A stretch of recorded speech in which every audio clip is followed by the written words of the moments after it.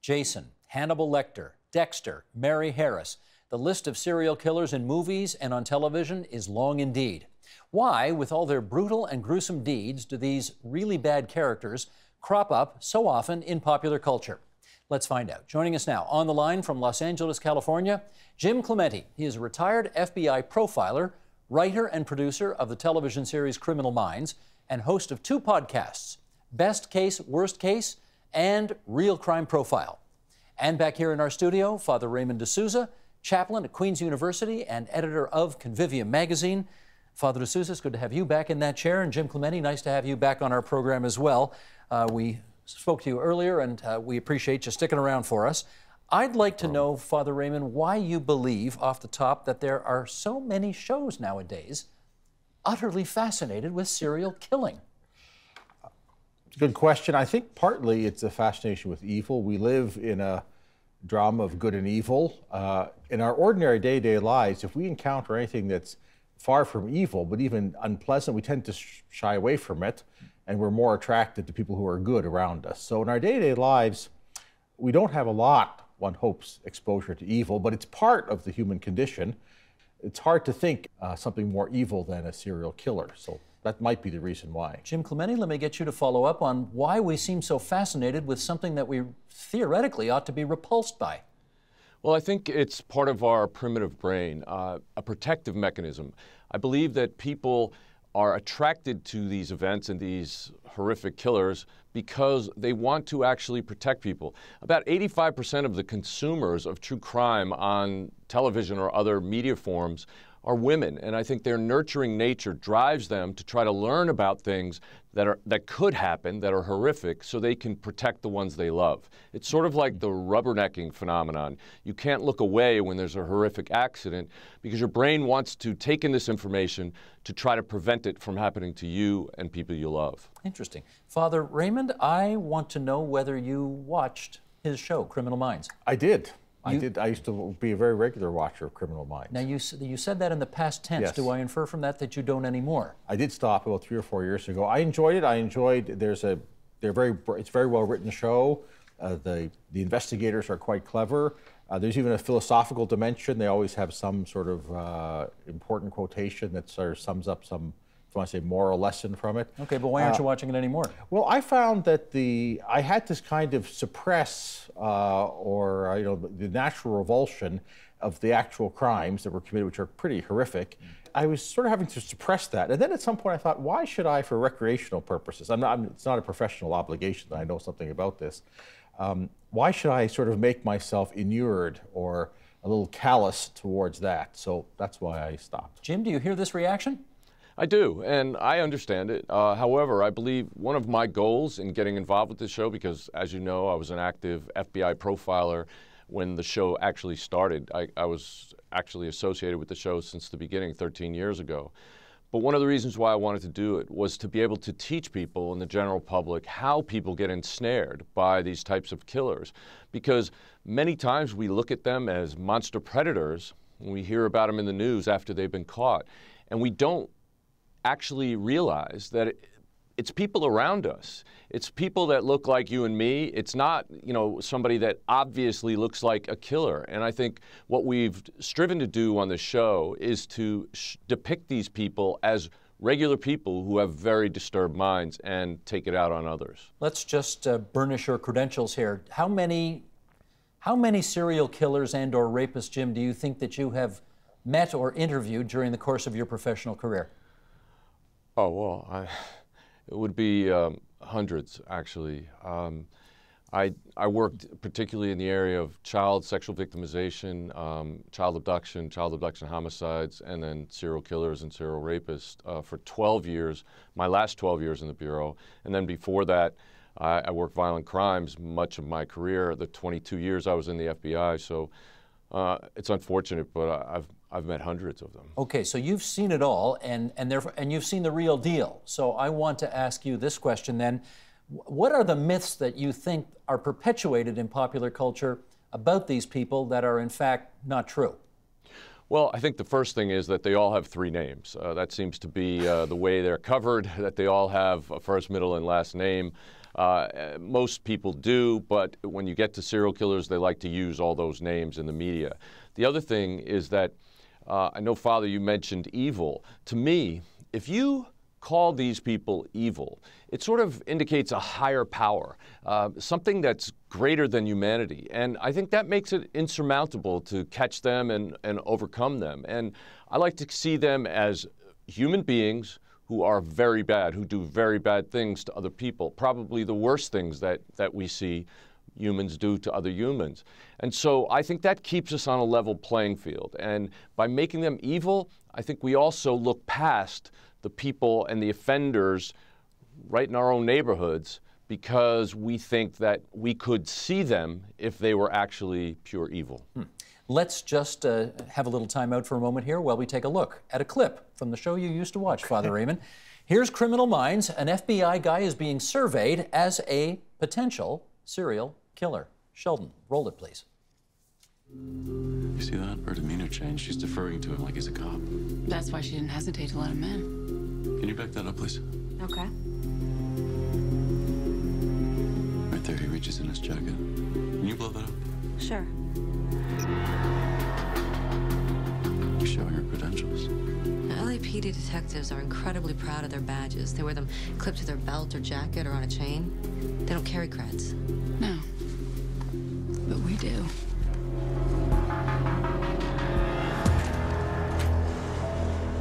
Can I help you? Morning, ma'am. FBI?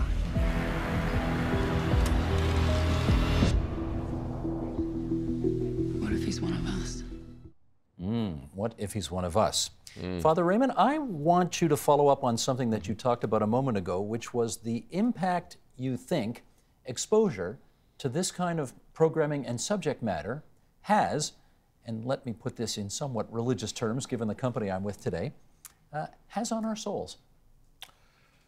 Well, you know, what we see with our eyes, you know, it gets into our brains, and if you want to say it filters down and, you know, there's a residue in our heart. I think the easiest way to explain that is that if you think that a song or a poem or a play can uplift the human spirit, can make you feel more idealistic, more hopeful, might motivate you, may inspire you, then you have to concede that maybe a movie or play, the converse is true. Now, part of the reason that we can explore evil or very bad behavior, if you want to put it that way, in drama is that we don't want to do it in real life. So in order to familiarize ourselves or try to reflect on it, we need drama to do that. But so it's not that we shouldn't have it, but we have to be alert to what is it doing to me. And you know, a steady appetite of that is going to, it has to, because in order to cope with it, you have to develop a kind of a callus to that. So if you believe drama can do good, it can also have a bad effect on us. Well, having said that, let's find out from Jim whether or not you think these programs, like the ones you work on, actually help the public gain greater insight into this whole area. That's certainly been my goal throughout the time that I've been working on this show and others. And I think one thing in particular about Criminal Minds that's different from almost every other TV depiction of this kind of crime is that, as Father mentioned earlier, there's always someone to save. In other words, most crime dramas have a murder that happens and then they find the person and lock them up. And that's the end of the show. In this case, there's actually a heroic moment when somebody can be saved. There's a silver lining at the end of all this horrific death and destruction. And I think that what that does is it not only educates people as to how these offenders operate and how people get ensnared by them, but also it gives them and it leaves them with a little bit of hope in the end that they could be saved. Let me ask this follow-up, though. You know, television does, and I think Law and Order is probably responsible for this more than any other program in TV history. It gives the indication that within an hour, all your problems can be solved. And I wonder what percentage of the cases that you worked on during your professional career as an FBI profiler had the kind of nice silver lining ending, leaving a message for all those involved that would sort of appeal to the better angels in all of us. Well, I think that what we try to do on Criminal Minds is every now and then you see the frustration and the horror when you can't actually catch the person or you can't prove the crime, because actually that's a real issue in our justice system. I mean, a lot of times you know who did it, but there just isn't enough evidence, forensic or otherwise, to solve the case. In fact, most law enforcement comes to the BAU for our help when there is no forensic evidence. So we usually get the hardest cases. So it's a lot of frustration. On this show, obviously, we do resolve most cases within the hour, and that's not very realistic. Sometimes it takes days, weeks, months, or years, sometimes decades to solve one of these cases. Father Raymond, I was going to say from gladiatorial times, but it actually goes back much further than that, of course, in the Bible, which you would probably read more than the other two of us on this program here. This fascination and need in our lives for extreme violence, from stories in the Bible to gladiatorial combat to, let me just say it, mixed martial art or even hockey today, seems to be primal in us, doesn't it? Well, I would say that, look, the battle between good and evil, between what I ought to do and maybe what I'm tempted to do, is there right from the beginning. It's dramatized when you have violence. It's dramatized when you have gladiatorial combat. But you're right, it's there in literature, including sacred literature, from the very beginning.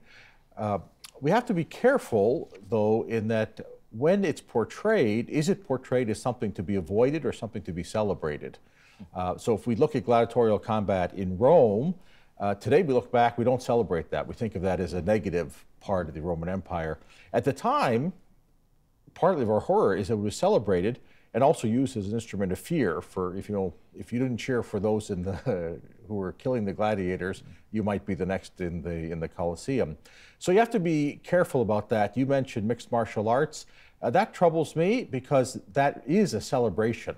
Can you imagine a cultural shift, say 50 to 100 years from now, whereby, in the same way that we regard gladiatorial combat today as appalling, but they liked it back then, we might consider this genre of television programming appalling in the future in a way that we appreciate it today?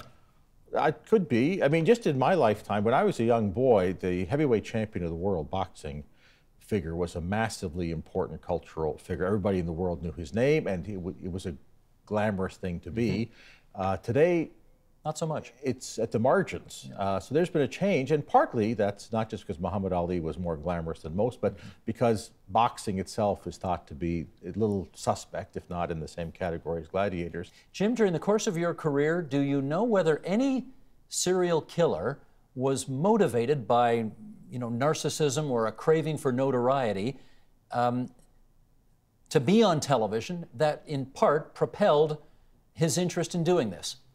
Yeah, not necessarily just by television, but the fact is that there's a certain type or subset of serial killer who believes that they are better than anyone and they want to prove it. So typically those are the serial killers who will interact with law enforcement. They'll write letters, they'll leave notes, they'll leave clues. And that is because they believe that they taunt law enforcement. They believe that they are much greater than law enforcement. Many of those cases, because of the interaction, because of the letters they write or the interaction they want to have with law enforcement, that ends up being their demise. They get caught through that process. But yes, there is a certain subset that is looking for the notoriety. And so what we do is we advise the media, A, not to use their names, and certainly not to name them, not to give them a nickname, because that only feeds their ego, and that's something that is very dangerous in this area. Jim, do you watch the show Dexter? I have watched the show, yes. Okay, here's the follow-up question. Gruesome. Well, extremely gruesome, yes, and for those who don't know it, he's kind of a serial killer who's got a bit of altruism in him, if that's possible. He sees offing really, really bad guys as a constructive thing to do. So is it, I don't know, is it okay for us to like Dexter because we think he may be doing something constructive at the end of the day? I think what this is an example of is sublimation. In other words, he recognizes that he's a serial killer by nature, and he uses it, quote, for good, to take out bad guys. I think there's a certain amount of human draw to sort of cheering for the bad guy in certain cases. They make him, this character, very sort of lovable in a way because he is supposedly doing good. I don't know if that's very good. I do know it's part of human nature. Human nature has a whole spectrum of behavior, and certainly that is a point on the spectrum. Jim, I'm going to go see if I can get you a viewer back here, okay? Hang in there for a second. Sure. Father Raymond, if Jim changed the show up a little bit, Criminal Minds now, to have less gore and more crime-solving, putting puzzle pieces together, that kind of thing, could he win you back as a viewer? Yeah, I enjoy it. It's the graphic nature of the crime scenes or the live criminal, as it might be, and that doesn't apply only to Criminal Minds. It applies to other shows, and in many ways, you know, the tension and the fear in the viewer can sometimes be achieved more dramatically by showing less. So yeah, I would be. I could be one back. Okay, there's a a helpful hint for what it's worth there, Jim. Let's finish up on this here. We got a minute to go. Let me give 30 seconds to each of you here. Jim, to you first. Do serial killers, in your judgment, ever deserve forgiveness? Wow. Forgiveness is something that isn't really part of the justice system. It is in the minds and hearts of the victims. And I believe that some victims' families need to do that in order to move on. I don't believe there's anything really such as closure for a family who's lost a loved one, but I do believe that sometimes when you forgive the offender, it takes that weight off of your shoulders and puts the weight on the shoulders of the offender, and basically it lets God sort it out. Well, speaking of which, you're in the forgiveness business, Father de Souza. We are, and thanks be to God that we're in the forgiveness business. I would make it broader. No one can deserve forgiveness, even in a very small, say in a family dispute. You offend someone in your family and you ask for forgiveness, as you should, you apologize. Hopefully the forgiveness is forthcoming, but you could never say, I deserve forgiveness. You have to ask for it. I don't know, I've never met a serial killer. I know of some cases of victims who have forgiven people who have killed other people in their family, but it wasn't a serial killer. So I know it's possible, but no one deserves forgiveness, but we can ask for it.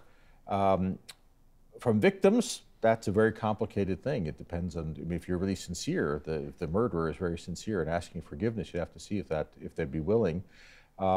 With God, we know that we're more confident that He will forgive us, but it requires sincere contrition and repentance, which, given the magnitude of the evil, is not impossible, but if you want to say is more, well, it's more difficult to achieve. It's not like apologizing for a minor offense. But we believe in conversion, and there are stories of killers. I don't know about serial killers, the likes of which we see on television, who have repented and lived very, if you want to say, very praiseworthy, even holy lives. So it's possible, but none of us deserve it. Understood. Jim Clemente, I want to thank you so much for spending so much time with us on TVO tonight. Really appreciate your contribution to the program. Father Raymond de Souza, chaplain at Queen's University, and we thank you for taking the train in from Kingston. Thanks very much. The Agenda with Steve Bacon is brought to you by the Chartered Professional Accountants of Ontario, helping businesses stay on the right side of change with strategic thinking, insightful decisions, and business leadership. Are you on the right side of change? Ask an Ontario CPA.